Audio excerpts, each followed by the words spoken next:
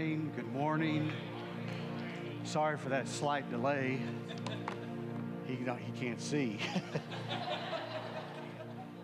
Good morning, Life Church. Good morning.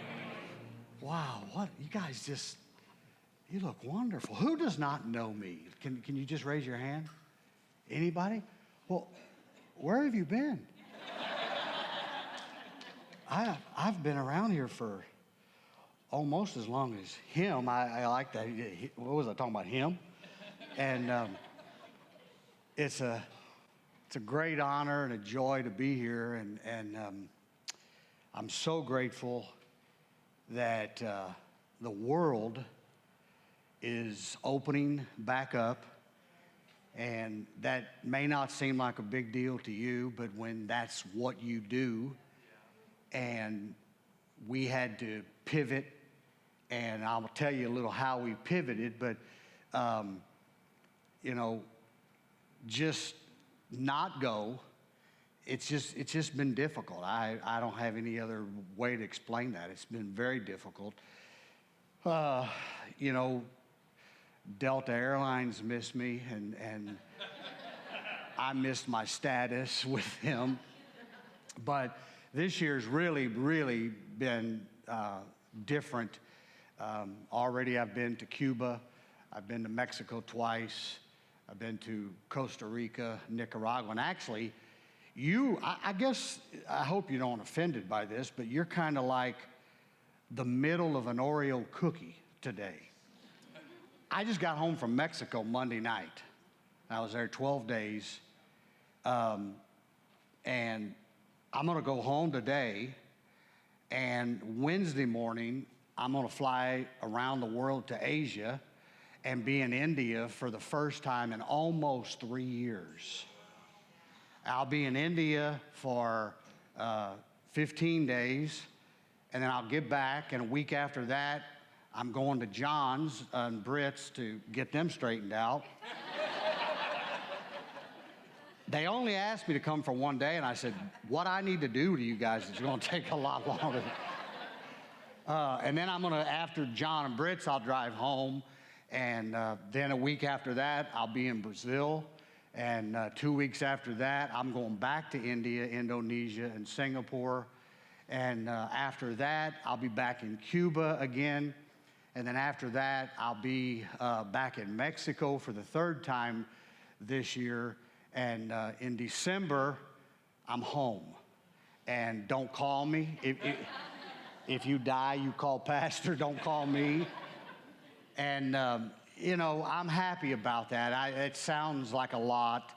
And it is. But I'm trying to get to all these places. And it's still... I've got Argentina that I need to go back to, and so many opportunities. And can I please give me the moment? I don't care how long it takes and how much I have to take off of my message. I could not do what I do without people like you. I don't have some big funding agency that writes me big checks. I just couldn't do it without churches like this, faithful people like you, Pastor Archie and Sheila. I mean, I'm embarrassed to not remember how many years, but it's just been so many years, more than I can even remember. And every month that when we receive your check, it adds up with all the other checks, and we do what we do. And I don't talk a lot about this, but I mean, already this year alone, and I know you've all experienced this in different ways with gasoline and everything, and airplane tickets this year alone are already up 42% of what I was paying last year. So a ticket then that I would be paying $1,000 for, I'm paying over $1,400 for. And I just keep buying those over and over and over. Hotels are up 43% over what? So a hotel that I'd pay $100 for that has private pets known as cockroaches, I'm paying $140 for that same room. Well, I spend 150 nights a year on normal years in hotels. And I just thank you. I couldn't do what I do without you. You're so faithful. And the world is my parish. And I love it. People say, do you like going to India? And I said, well, clarify what you mean. They said, well, do you like Indian food? I said, I hate Indian food. Well, do you like the country? I said, no, I hate the country. It stinks, it's smelly, it's dirty, it's overcrowded. I said, but I love the Indian people. Cuba is another one of those countries. I was there 6 days, and the stress of what, I mean, just for example, we went hours without being able to find water to drink. Hours. And those aren't easy things, but I'm so in love with the world. And I'm so in love with, can I help another person? I never asked God. I'm 47 years now in ministry, and I've never asked God one time, God, help me build a big ministry. I've asked God, God, help me help one person at a time. And when I help one person at a time, it all adds up to where now God has broadened our influence around the world. I'm viewed now, you know, one thing about turning as old as your pastor is people start looking at you like as a father image. And I'm finding that over the last 3 to 4 years when I go to countries and pastors. And so they want me somehow to invest into them. And so, thank you. It means the world to us. It changes the world. You may never, ever get outside of Danville or a few cities around here. But today, in Cuba, there's people eating that wouldn't be eating if it wasn't for you. There's people in India today that are getting water in a village that wouldn't be getting water if it wasn't for you.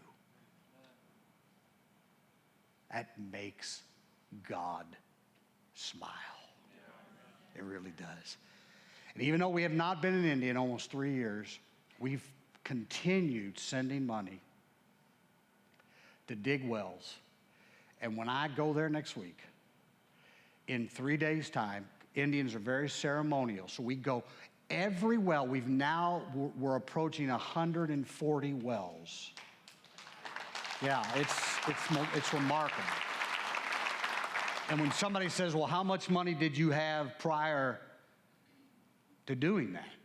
And I said, 0. But we had faith. And so anyway, we've been sending money. We've been doing this. Even my neighbor across the street, her husband just died 3 months ago. And she asked me one day, she said, so tell me everything that you do. And I'd just been my wife and I trying to love her through that. And she said, so I told her all the different things. And like 2 days later, she walks over and she says, here's a check. And she said, just spend it on any of those projects you want. And she wrote me a check for $10,000. And so we're doing a well in her husband's name. And that's one of the things that happens a lot of times is people do wells in honor of a member of their family. And anyway, in these 3 days, we're dedicating 26 wells, which is 9 2 days and 8 another day. Now, in case you wonder how long does that take, that will take us from starting at 7 o'clock in the morning, and it'll take us 12 to 13 hours each of those days. And then on the third day, we drive back to Chennai, which is where we fly out of 4.5 hours, and then we catch a midnight flight and fly to Singapore. And so I don't need sympathy. I'm not complaining, but the world needs the gospel. And so we do what? Just like you guys have done. So anyway, thank you. I wish I could just spend my whole time thanking you. But I mean, noon's going to come really fast, and so I've got to get into. I'll be gone from here really quick, and I got to get laundry done. And now my wife's happy because she takes my miles and goes and sees the grandkids. And I said, that's kind of all I'm good for, I guess now. And but could I just I have to take a moment to say how much I appreciate Archie and Sheila. And I know they're pastor, and that's the proper way. But they're Archie and Sheila, mine and Sharon's friends, for so many years. And probably less than that many when I consider my lifelong friends, they're in that bunch. Probably even down to that. Now, we've had good times and we've had less than good times. But we're still friends. Now, he's very slow about texting. I think you already know that. If you text, no, he is slow, period. I'm not making excuses. John's slower. I'll text John and he'll answer me 2 months and I forgot what I wrote. I said, dude, did your phone break? No, sorry. And it's the same excuse every time. Anyway, thank you for a lifetime. It really is. 45, it could be 46. It's a lifetime of friendship. And you've stuck with me in spite of the things that are awkward, are different. And I've stuck with you despite the things that are awkward, are different. And we're almost twins now. We both got the white beards and mustaches. And his hair would be as white as mine if he didn't put color on it.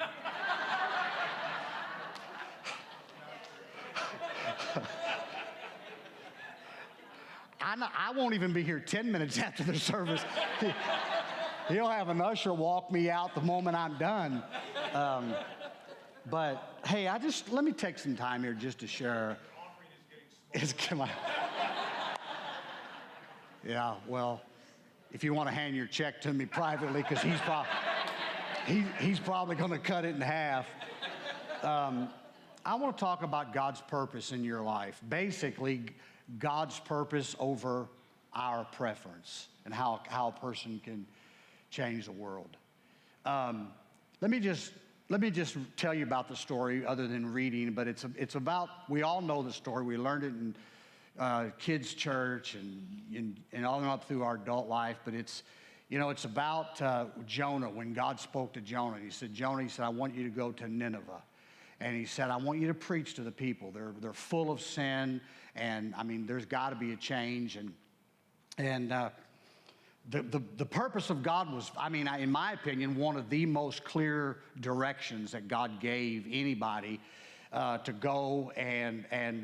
But Jonah, he's no different than any of us. He didn't like the idea.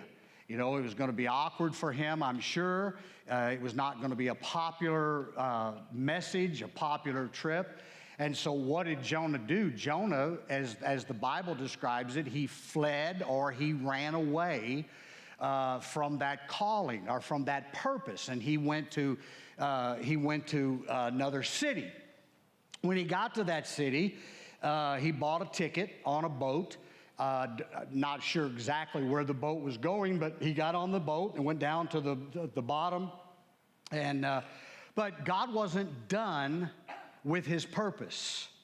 And that's a really key thing that we have to understand. There's a purpose of God over every one of your lives. There's individual purposes. Then we blend together our individual purposes and we form what's the culture purpose of the local church. But we all have individual parts. All of you are strong in something, whether you like to admit that or not. You all have gifts and talents. And so God wasn't just going to just say, well, okay, you didn't want to do that, so that's fine. I'll just, I'll let you go your own way. No, it's like God's presence followed him to that boat. And the Bible describes that it was God's doings of causing the wind and the storm on the sea. And Jonah, he's no doubt guilty, but he's downstairs portion of the boat. He's asleep. And so the people, it describes them as they're all praying to their gods, what's causing this, and it didn't seem to stop, and so they start throwing cargo and food and supplies overboard, and it still didn't stop. And finally they go down and they wake up Jonah, and they say, hey, man, you need to wake up and pray to your God. That's exactly what they asked him and said, we got to figure out what's causing this storm. And but it says, if you read through the whole thing, and even the first chapter and on into the second chapter, it said that they sensed he was running from God. And isn't it interesting that when you're missing what you're supposed to be doing, other people know it? You know why? Because we all fit together like a puzzle. We all have pieces that fits together to each other person around us.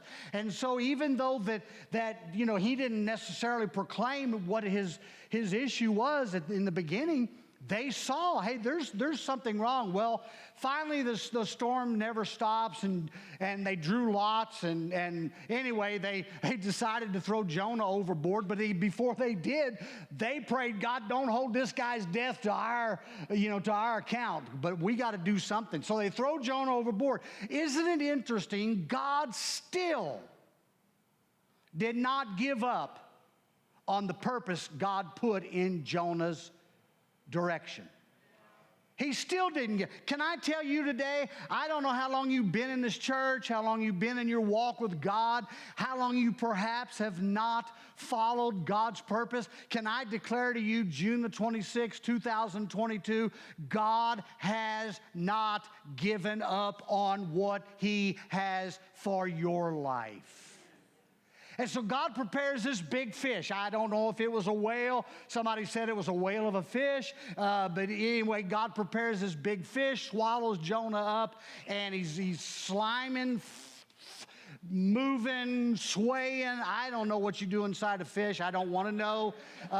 Seaweed, probably little small fish that the big fish had ate. And, it's just a mess. Well, finally, after 3 days, Jonah starts praying.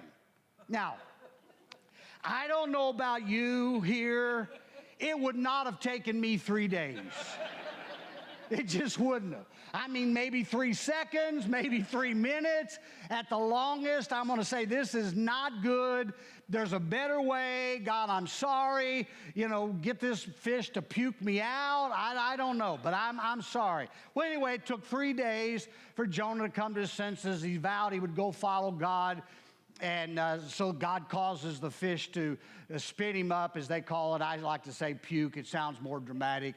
And spits him out, and he gets on the land, and he goes to Nineveh, and he does what God says. And that's just, that's one of the best examples when I think about, okay, do we follow God or do we follow our own way? And following God, even though sometimes it's difficult and sometimes it's a challenge, and that is, it is the case. I don't want to stand up here and say, everything will be perfect if you just follow what God wants you to do, because I can't guarantee that. But I can tell you this, not following God and running away is going to be a whole lot worse than it is following God.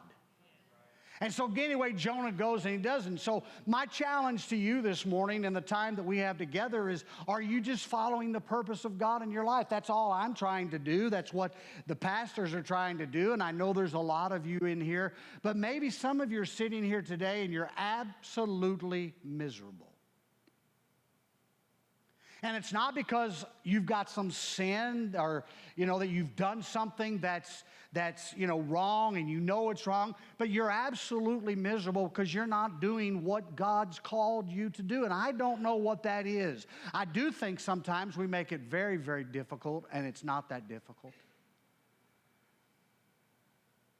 But can I help you today? All right, what can we do to help us to get in the flow and to find the purpose and accomplish what God wants in our life? I'm just going to give you 4 things. There's no way those of you that know me would know that I would ever come here and not have a list. So I'm just going to give you 4, and they're going to be real simple, real practical. And the first one is, do something even when you can't do everything.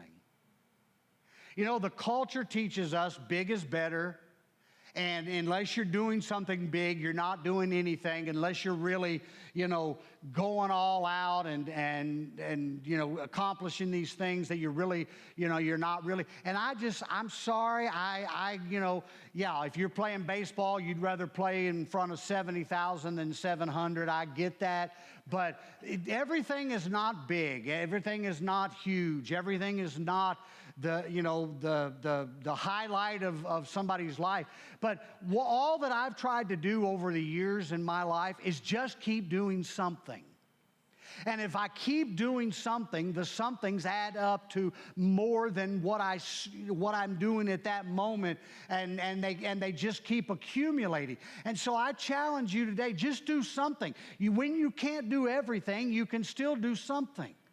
Maybe your dream is so big, maybe your aspiration in life is a lot bigger, and so you're sitting there and it's almost like you're paralyzed because you can't imagine where you're at to the place that you really see at the finish line.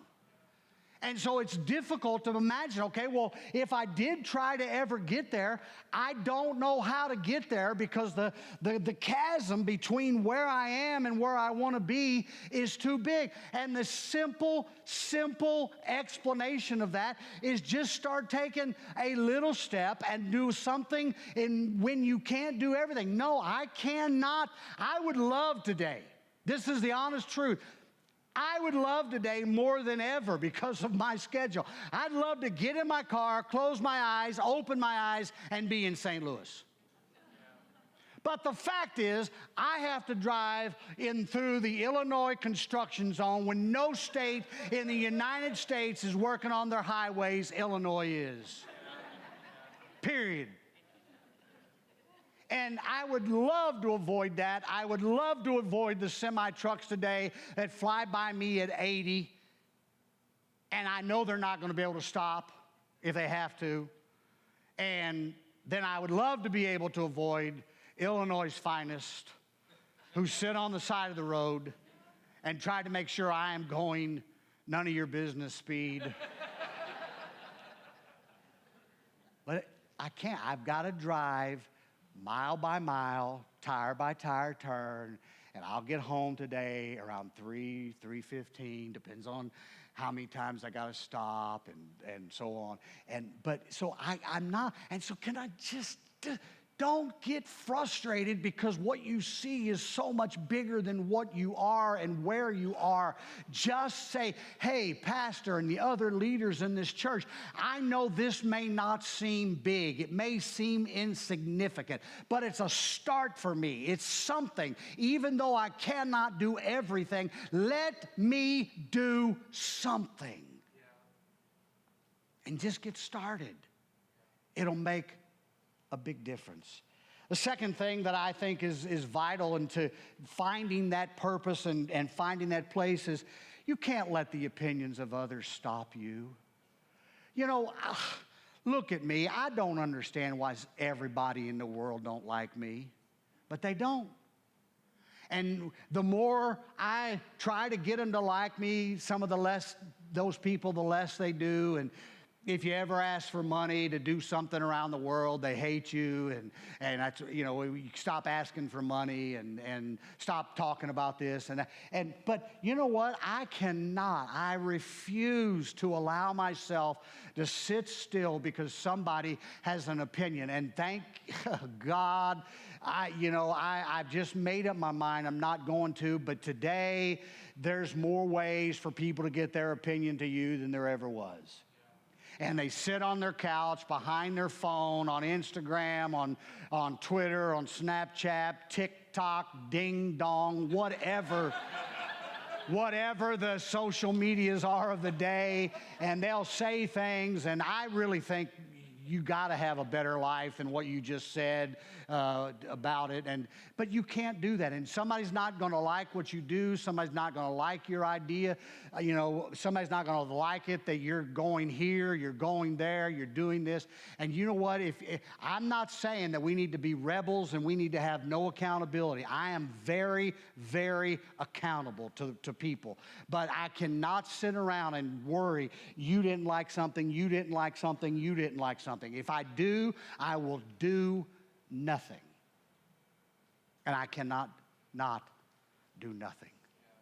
And so I just refuse. And so if somebody's bothering you today with what they think you ought to do or could do or should do or would do, can you just say, hey, you know what?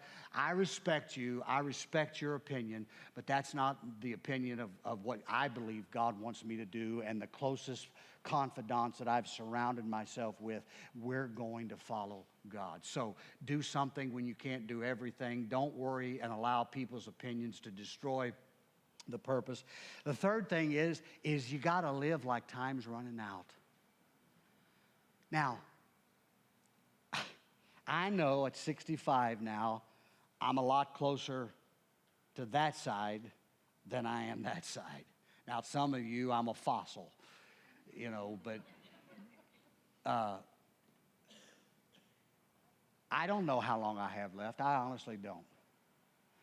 Every day on the calendar is like a doorway to the next day. That door closes, and you never know if that's the last time the door will close. Honestly. I just had one of the things I did in Mexico. My closest friend in Guadalajara went to Los Angeles to see his mother.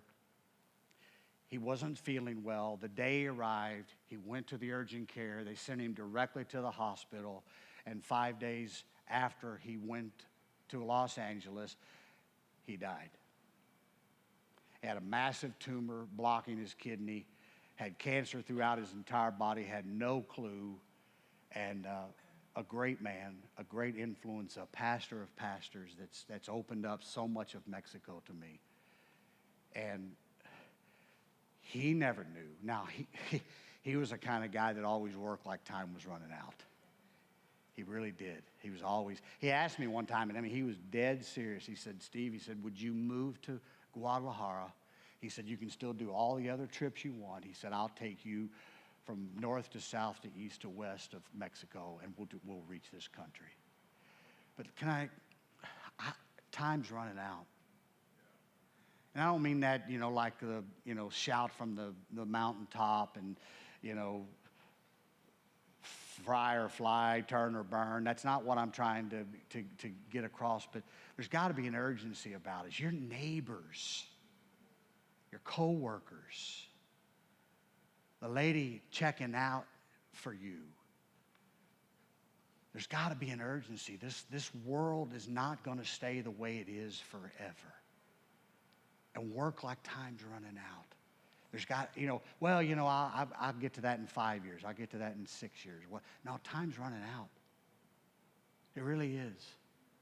And that may seem so distant to you based off of your age or, we've heard that forever. But it really, really is true.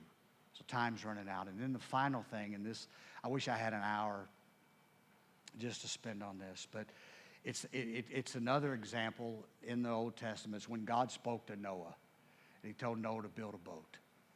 Now, by all studies, it took Noah from 100 to 110 years to build this boat. It was massive. God says he's going to spare his family, Noah, to take, 2x2 of animals into the ark. And, you know, one question I've got for Noah is, Noah, did you really take mosquitoes into the ark? Because I'm real still angry about that. Seriously, if there's one mosquito in the state of Illinois and I'm in it'll come find me. It just will. And but he tells him, but here's the point. This is point number 4. You got to build the boat when the sky is clear.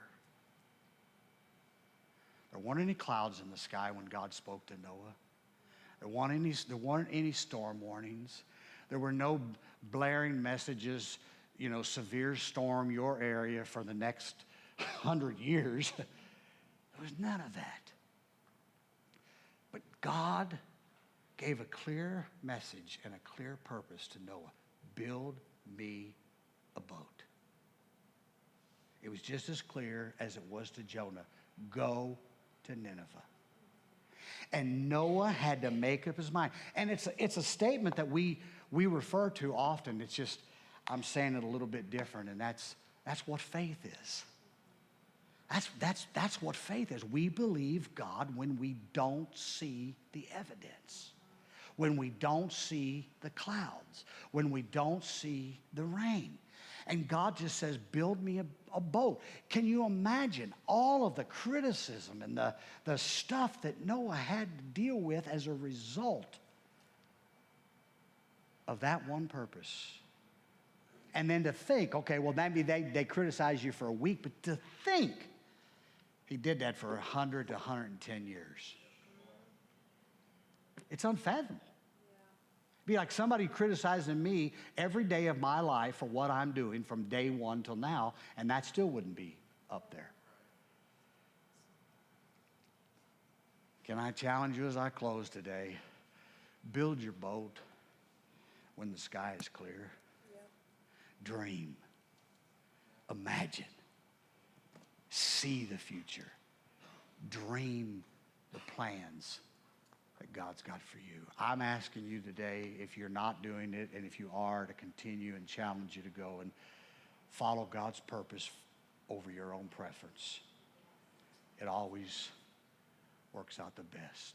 God, thank you for this beautiful crowd, these people, God. God, would you help us to fulfill whatever that is, what you've called us to do. It's not about us. It's not about our own wishes. It's not about our own desires. God, it's about you. It's about the world. It's about our city. God, this city, this county, the people that need Christ. God, give us the whatever it takes to go follow your purpose. I ask it in Christ's name. Amen.